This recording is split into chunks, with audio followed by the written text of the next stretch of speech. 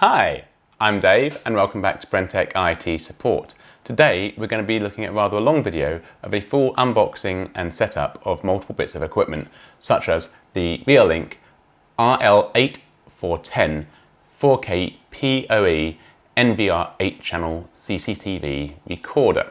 Now this one comes with 2 TB hard drive built in, but it can be expanded up to 12 TB using 6 TB internal and 6 TB external. Now it doesn't tell you if that's going to be RAID 1 or RAID 0, so how that's going to be we don't know, but for now the 2 TB will do us just fine. It has a HDMI output which supports 4K output at 3840 by 2160. It can be accessed locally and remotely over the internet as long as you connect it up to your router. All 8 cameras can have simultaneous real-time recording, so that's a really nice feature of this. The Reolink RLC 811A cameras, they are full 4K Ultra HD Smart PoE cameras with 6 ultra bright LED lights to give full color night vision and up to 30 meters, and 4 infrared LEDs, so it does motion detection at night as well. The resolution of the cameras is again full 4K, that's 3840 by 2160 on its 8 megapixel CMOS sensor, and it records at 25 frames a second. They also have a 5 times optical zoom with a viewing angle of 31 degrees to 105 degrees with an aperture of 2.7mm to 13.5mm, which is fully motorized. The lenses have an f-stop of 2.7 to 13.5, and with infrared cutout they have an f-stop of 1.6 to 3.3. They've also got a built-in siren and two-way audio communication built in, so you can hear what's happening outside and record that, and you can also speak to the people outside if there's movement as well, and again that would also be recorded. They've got smart motion detection built in, so it can recognize humans, vehicles and pets, so that's pretty impressive. It's got a time-lapse facility built into the camera, but that's only if you use an extra SD card in the camera and don't use the NVR system, which is a bit of an oddity. I would have thought you'd still want it on both. The SD card reader can support up to 256 GB micro SD cards. It will save it locally in the camera and on the NVR recorder as well. They can also record directly to an FTP server. The cameras are IP66 certified, so that's fully waterproof and windproof. They can also work with Google Home Assistant and Alexa, and you can voice control them, but only again if you use the SD card, not the NVR. Bit of an oddity, and again some of these features only work with using the inbuilt SD cards, and I believe Alexa isn't available at the moment. I think that's coming soon, so by the time this video is out hopefully it will be enabled. Now we're going to start off with the setup of the NVR system, and then we'll go through the video cameras. But we've also got our cable tester and CCTV installer equipment as well, which will make this really easy, because you can connect this up to your camera before you mount it and hold it into position and check with its internal screen, have you got the viewing angle that you want, and then you can mount it. So we'll come to this as well, because this is going to be a brilliant bit of kit for doing CCTV installing. We bought it primarily for doing cable testing because it's an excellent cable tester, but it does a lot more. Well, let's get on with the unboxing. Now, all of these come with a do not accept if seal is broken label, because obviously each device is registered to the original owner, so you want to make sure that you do get new equipment.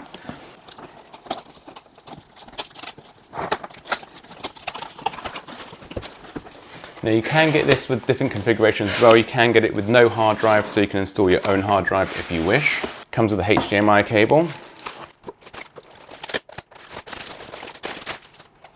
You've got your on-off rocker switch, power supply, audio out, USB for a mouse, HDMI, your standard, I think it's 25 pin D plug, your LAN cable, an eSATA cable for your external hard drive, RJ45 jacks to connect your PoE cameras to it. On the front, you've got another USB port, an infrared port, power light indicator and hard drive light indicator for hard drive activity. You got your play pause button, all, menu, select, and some navigation buttons along the front. You've got your QR code under my hand down in the corner for setup, instruction manuals and information pack. And we've got our USB mouse, Continental power cord, Ethernet cable, power brick and British power cord.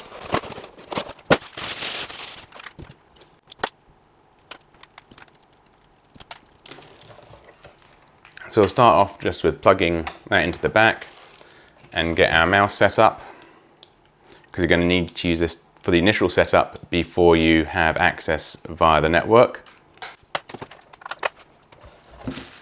And we'll quickly go and grab a monitor as well and plug this in. Okay, we've quickly grabbed a spare monitor and we've got that set up.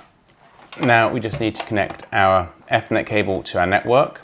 So just plug your LAN cable into there and you plug your provided HDMI cable into your HDMI port. And we'll plug the power cable back in. Make sure we have HDMI selected as our source. We'll then fire up the box using the power rocker switch. Okay, and now we can go through our setup. So I think that's detected that we've got the standard resolution screen. This is just for viewing when we're not doing it over network, so that's fine. Date format, you can choose that. Time format, English, that's great. So next, do they do GMT? Right. What region are we? Because they're not using GMT. If you're not used to the UTC time frame, it's going to be UTC 00 Dublin, Edinburgh, London for the UK.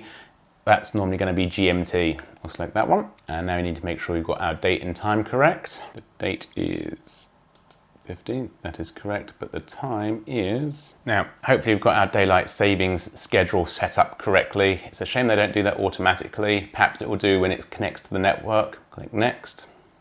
And now we need to give it our username and password. So we can't rename admin, but we have to give it a password. Okay, enter your password. You need to do it twice, obviously, for consistency. And then might as well have it need password when the screen is locked. Or if you're keeping the system in a secure place, that might not be so relevant, but it is a bit more security. And now we need to have a reset question and answer. Once you've entered your recovery information, click next. Device name NVR, that should be fine. And we can see here that we've got 1,792 gigabytes available, which is 2 terabytes. And click next. So we have our network, which is DHCP, Outtro, which is good. Now we'll set that up as static later on from our router. There's videos easily about that, and I'll point a link on how to set up static IP addresses in the description. But for now, this can just be left as auto. Okay, so we've got our email settings, so we can set emails. Okay, once you've entered all your details, you can then click test settings. Okay, with the email settings, we're trying Gmail and it wasn't working, and Gmail have changed things recently. So it could be, it's a security setting that we cannot connect this to the Google services, so we're going to use our own mail server. And you might find that this could be a problem in the future because they stop third-party integration unless you have another form of setup, and this at the moment isn't doing it. But it was fresh out the box, so maybe a firmware update might fix it.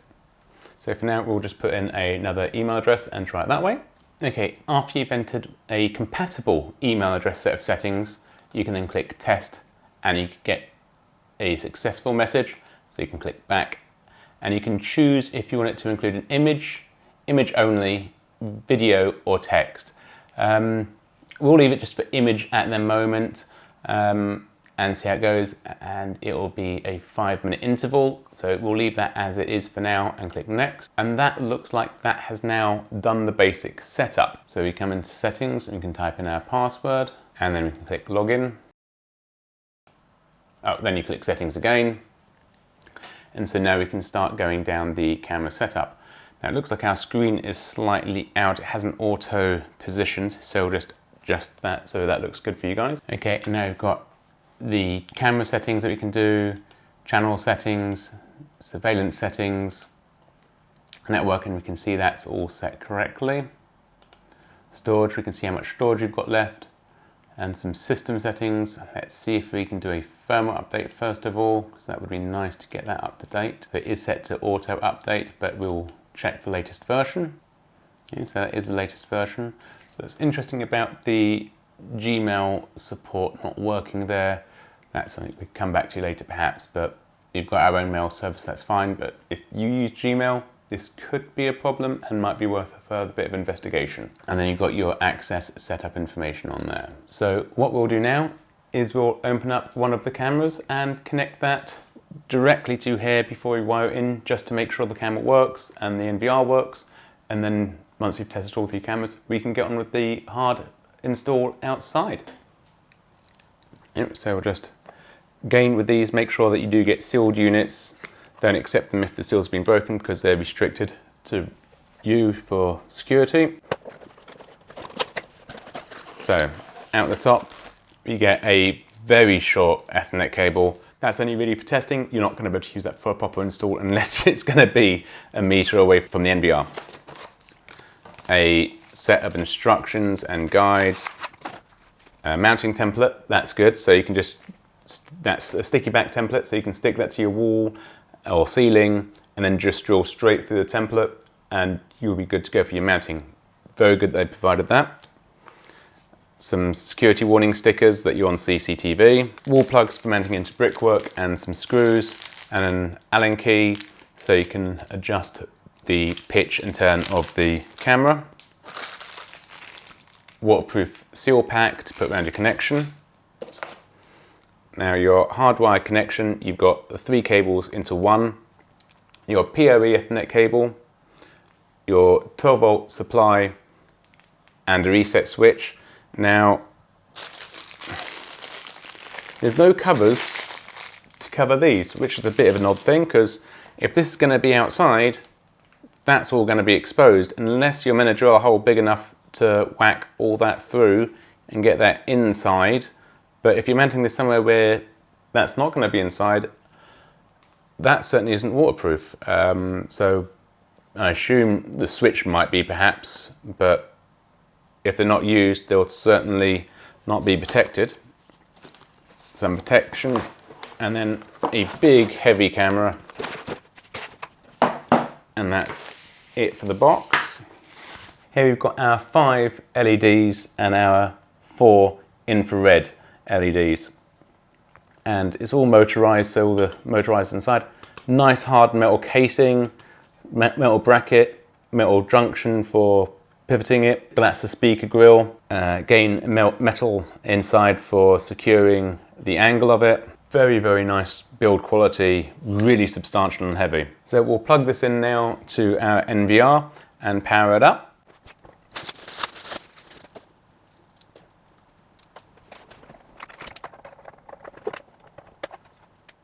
Okay, so that should immediately power up.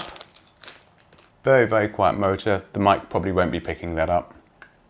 So it's got its own IP addressing system internally.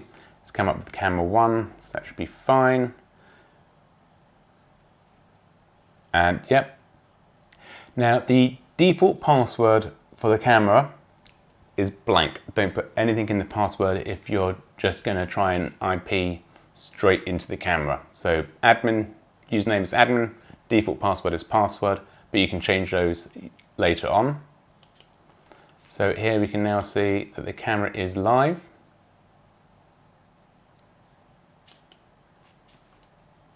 Now obviously you can't pan and tilt, but we can zoom in.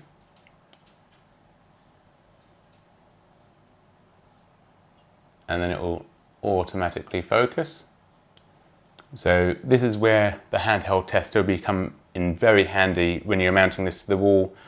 Obviously line up your shot first, and then you can see what you're doing. And then you can just add other cameras to it and see that working. If we point the camera at you guys and come and select the camera, we can then put the light on. So you can see that lights up, and it is actually lighting up even brighter than the studio lights. You can see the difference. Now you might get some feedback. Have you got volume on here? No, I'm not seeing any audio come through. This might just be because we're going through the TV system. So you can adjust your image settings.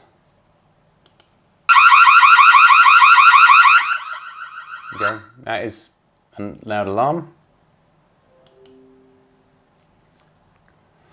You can then have your resolution adjustment as well, and a substream. I'm going to turn email alerts off whilst I am setting this up, because obviously we're going to get a nice load of alerts. Well, we'll now install the rest of the cameras. Okay, we've got all three cameras now powered up, so we can see that's the first one we connected, second one, and our third camera, but they all come up with camera 1, so we need to go through them and actually give them sensible names and set these up correctly. I don't know why it couldn't have just done this is port 1, camera 1, port 2, camera 2. That would have been relatively simple, I'd have thought, but we've got to go and name them ourselves. So if you know where you're going to put them, that'll make life a lot easier, because you can actually then give it a more descriptive name. So we're going to leave, I think, camera 1, we're going to have this, just leave it as camera 1 for now. But camera 2, we're going to want to call that one camera 2, and then we could rename them again later on. But at least that'll make following what's happening much easier. Camera 3. And let's call this one back. Okay, so now, just out of curiosity, let's unplug the back camera, move it to a different port, and see if it's going to see it as a new camera or carry on. Because is this tied to the camera's MAC address, or is it tied to the port? Now I'm expecting it to come up in there for that port. No, it goes back to there, but it has maintained the camera information.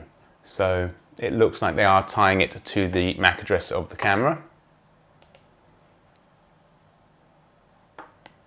And so if you do move them around and connect them differently, that's not going to be a problem, but obviously if you put the camera in the wrong place, you'd have to then rename all your cameras. So if you come to display mode, you can choose how many cameras you want to have displayed. As you've only got 3 cameras, we'll set it to 4 cameras so you get better display that way.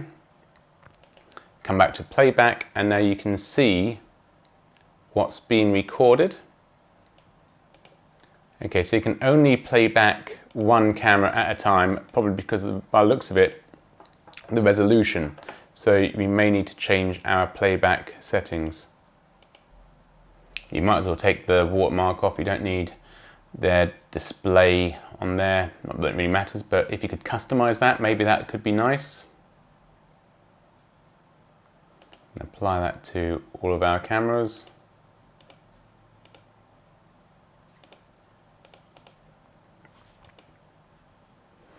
So we've got the detection of the different movements. Again, you're going to want to play with your detection settings for your own personal setup to see how well that works for you. Again, you're going to have to set these up when it's actually mounted in the position so that you can really accurately do that.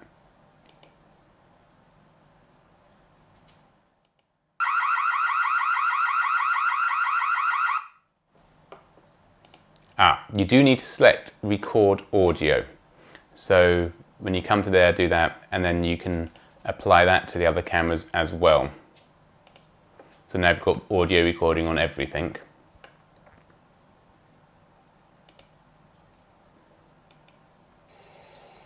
And now we can hear.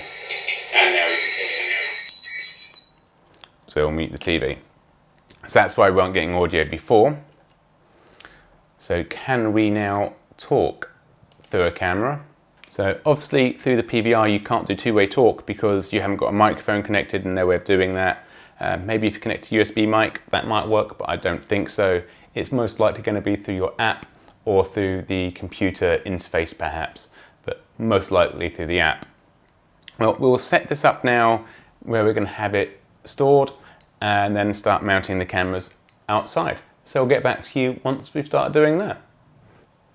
And we're now in directly to the camera. So now type in admin, and I'm going to leave password blank to see if the camera is still set up with the default username and password. It is. Now we can change that later on in the NVR once we're all set up.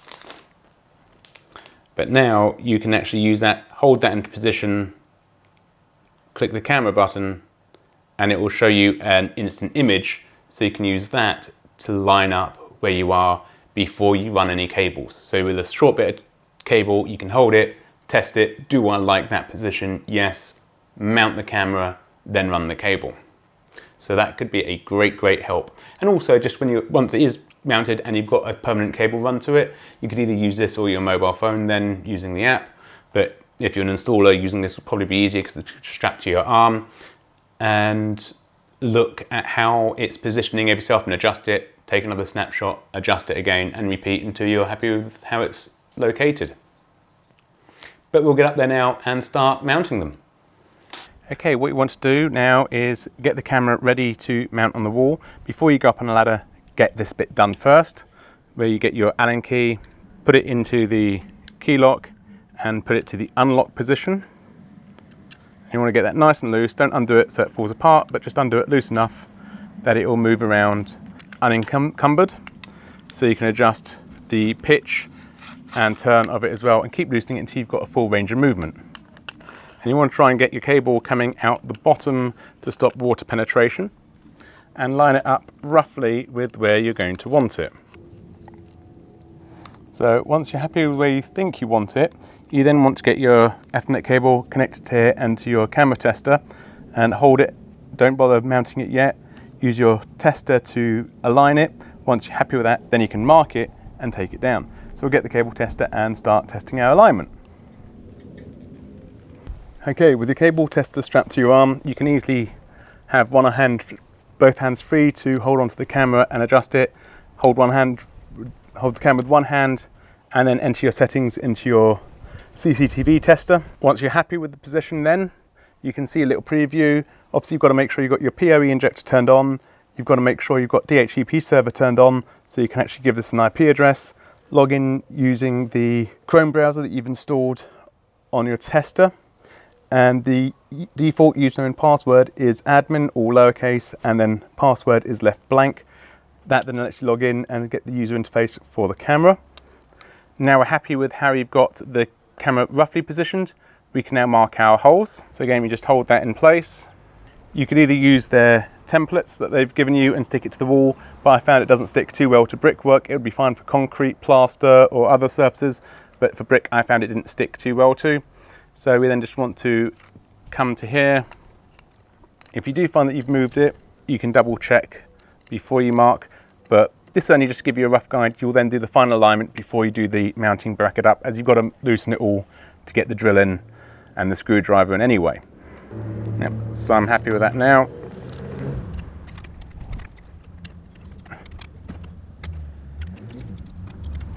So now we've got our 3 marks, we can come down and get our drill, get our protection on, and then we can start mounting it.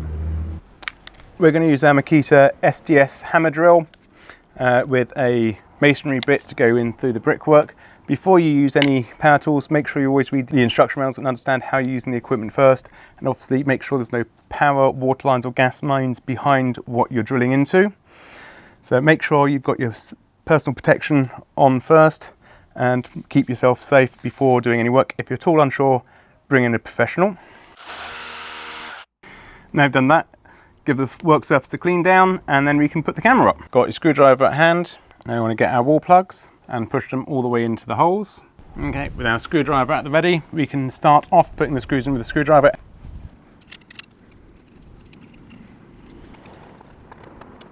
And we've got to make sure we don't get the cable trapped with the screws because it does like to move. And then do these up as tight as you possibly can. You're not going to damage the casing because that's nice cast metal. Okay, give it a little wiggle, make sure it's nice and firm.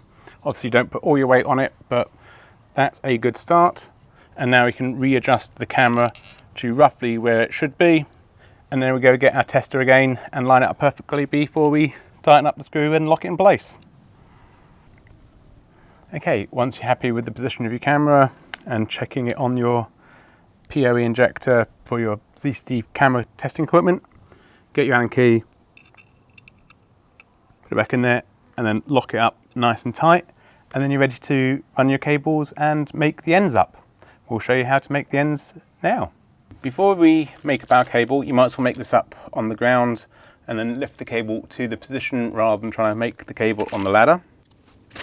Get your bag of bits and open it up, because you're not going to be able to get this through once you've got your RJ45 connector on. So we'll start off with the end part of it, slide that down. Then we will put our cover on, and as this rubber grommet has a cut in it, we can then just push the cable onto that and just have that down at the end. Remember to keep your washer to last, so we'll just put that off to one side. We'll get our RJ45 connector. We won't need our boots as we've got this cover instead.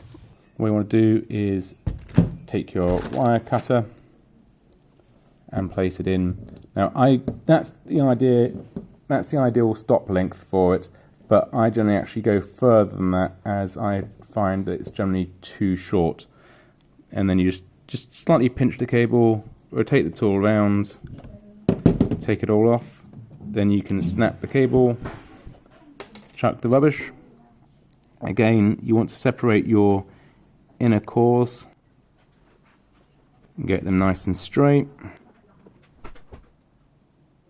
Again, check the cores to make sure there's no damage to them. Pull them straight and then get them in the right order. Again, we're just going to be making a straight cable, so we're going to want to have it go from white, orange, orange, white, green, blue, white, blue, white, brown, and brown. Pull them straight and try and keep them all in line and even. Double check your colours. White, orange, orange, white, green, green, blue, white, blue, green, white, then green. Right, so I've got to pull the green down, move the blue ones across and pull you back into position. Then white, brown, brown. The more you do it, the more you get used to doing it and the quicker you'll get, but this is always just an annoying fiddly step. Again, double check. White, orange, orange, white, green, blue, white, blue, green, white, brown, brown. And then you get your connectors. Now, some connectors actually have a pass-through slot just through here, and you can actually push the cables all the way through, which is absolutely wonderful. I really do prefer that, as it makes life a lot easier. Get your cable and push it all the way in. And now what we can do is we can see that the catch point is in front of the main sheath. So we're going to need to trim these shorter so that does get onto there, but at the same time all the cables reach the end of this. It's a bit of a balancing act, which is why the newer design for the Cat 6E and 7 connectors are much nicer, where they have that cut through, and then you crimp it, it cuts these off as well with the new crimping tools. I haven't got a set of those yet. There'll be one I'll be getting later on when I start doing more Cat 6 for 2.5 GHz and 10 GHz cables via Ethernet, which there isn't much demand for as it's more expensive and not very widely used. So this standard connector is fine for the meantime. Now I've cut it short enough that it now fits to the very end and pinches the cable guard sheath. Do a final check to make sure it's in the right order before one crimps it. Then get your crimping tool, push it in home tight, double check to make sure all the cables are reaching the end, and then give it a squeeze. Now we've done both ends of the cable, you get your cable tester. This is just a cheap and cheerful one. There's much better quality ones out there, but this is all one really needs. Now I've done a little label here for the crossover cable, so I can do both types of cables, but that is not necessary. But you just plug one end in there and the other end in there. Now these are detachable if you want to do a test your cable run, so this could be at one end of the long length cable and this will be at the other. But as we're doing a patch cable, we can just have it connected side by side so we can clearly see it for the video. And you just put it on slow and it will just go through every cable, and we can see that it just lights up each one. Give it one last final inspection and the cable should be good to connect. So what we need to do now is bring these up ready to seal.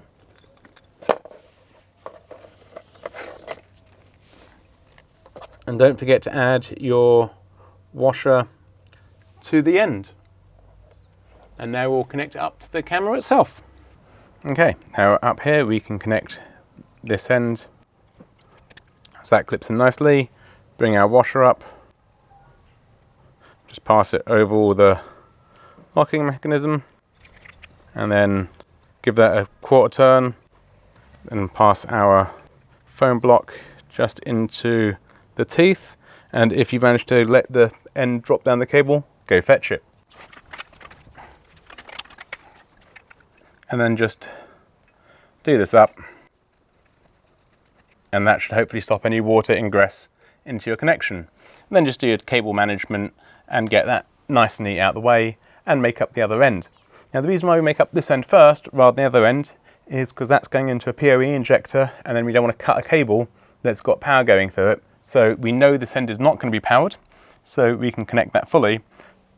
But then when you come to connect the other end, now you might want to leave both ends disconnected so you can do a cable test first, because with our cable test it will tell us if there's any breaks in the cable and roughly where along the cable, or if you've got any crossed wires. So you may want to wait to connect this before and wait until you've done your cable tests, but I'm pretty confident we've got that right. So I'm just going to go and make the other end up now and cable management, and it will all be done. We'll come to our Reolink app and we'll log into the stream. And we can see that it's very similar to the PC program rather than the web interface. If we click on playback, again we can now see all the different instances, and we can see that it's saying that the whole thing's highlighted because that's in time mode or real time. Take that off and then you can just have motion, people, vehicles, and it works really, really well as well. And in the mobile phone app, if you want to go to the settings, we just need to click on the gear wheel, and we've got access now to the cameras and the individual settings on those. And again, very straightforward, much easier to go through it on the app or the Windows program. I would not bother using the web interface, which is a shame. Right, well that's it for now guys. Thanks very much for watching. I do hope you enjoyed the video. If so, do give it a good thumbs up, a like, comment and subscribe. Don't forget to click that bell notification icon. Also remember to share it amongst your friends and family as well. We do enjoy receiving all of your comments. We've got a really nice community now starting to form, and we've got some regular viewers that leave us comments and we get into conversations with, which is absolutely great, and really do enjoy it and appreciate that.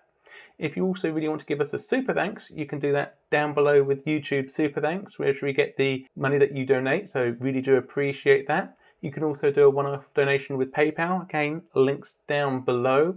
And we've also got Patreon page as well, and with some of our higher tier patrons we will be giving away free internet security and in some cases backup as well. We do commissioned work as well, so if you want to hire us for doing consulting or repairs or servicing, you can contact us via our website down below, and we're happy to do that. We do remote and on-site support as well.